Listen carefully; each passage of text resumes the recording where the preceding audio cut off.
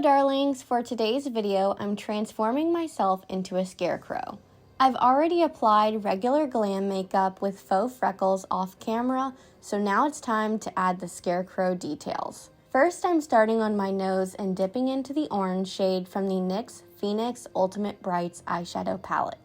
This is the same palette I used for my eyes and the same palette we'll be using for several of the details. I'm drawing a rounded triangle shape onto the tip of my nose. I'm going around that orange with the red to add some depth, and then I'm applying the yellow shade to the center to highlight it. Now that that has a nice gradient to it and it matches my eyes, I'm drawing a few little black lines using the NYX Epic ink liner to make it look like the patch of nose is stitched onto my skin. Now for the fake wounds, I'm taking the same red shadow and drawing lines going out from the corners of my mouth.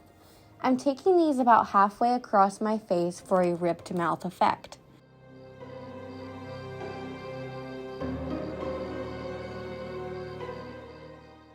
I'm also blending that onto the lips a little, and then I'm drawing two more lines, one on the forehead and one on the upper cheek.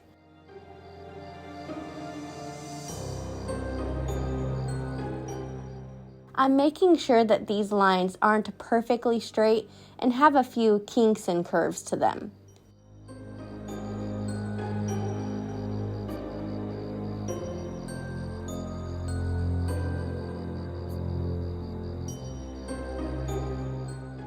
Next, I'm taking the brown shade from the palette and a small eyeliner brush by Sigma to add some shadows around those red wounds I just drew. I'm picking up a small amount of product and lightly adding a line following the shape of the wound along either edge of the wound.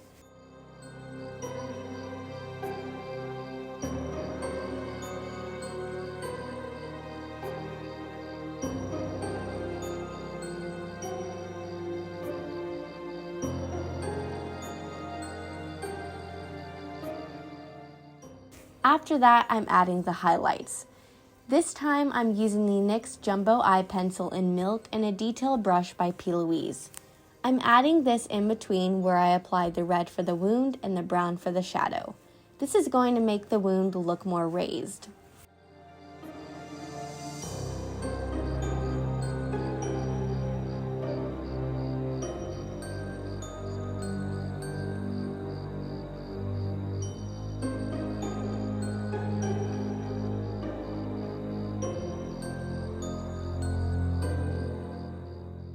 Now I'm using the NYX Epic ink liner to create holes around the wounds.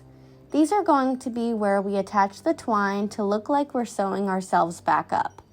I'm just adding 2 circles above and below each of the wounds.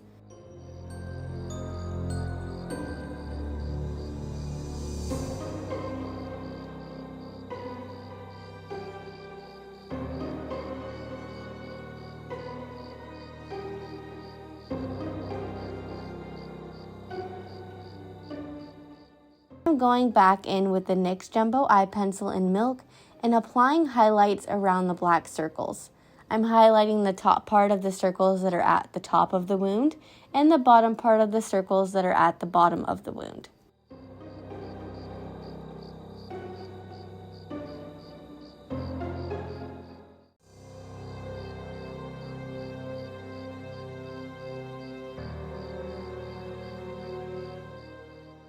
Now we're adding the stuffing. I'm using Duo Clear Lash Glue and placing a small piece of cotton onto the area of the wound that is the most prevalent and in the middle of the 4 black holes. If the cotton is too large, you can easily just pull off a bit until it's the desired size. After that, I'm sewing up the wounds with some twine. The twine doesn't stick very well with lash glue, so I'm using liquid latex by Mayron to adhere them to the black circles. I've cut the twine so that it's long enough to connect to the matching circle across the wound and cover the cotton without smushing the cotton. I've placed these so that 2 of them are in a crisscross pattern while the other 2 are in a parallel formation. Finally, for lips, I'm applying the NYX Candy Slick Glowy Lip Color in the shade Jawbreaker, which is a bright red color. Then I'm going over that with the shade Single Serving, which is a dark red color, to achieve a perfect color match to the red we used for the wounds. And that completes this Scarecrow look. Let me know what you plan on dressing up as for Halloween in the comments below. And please don't forget to like, comment, and subscribe. See you next time.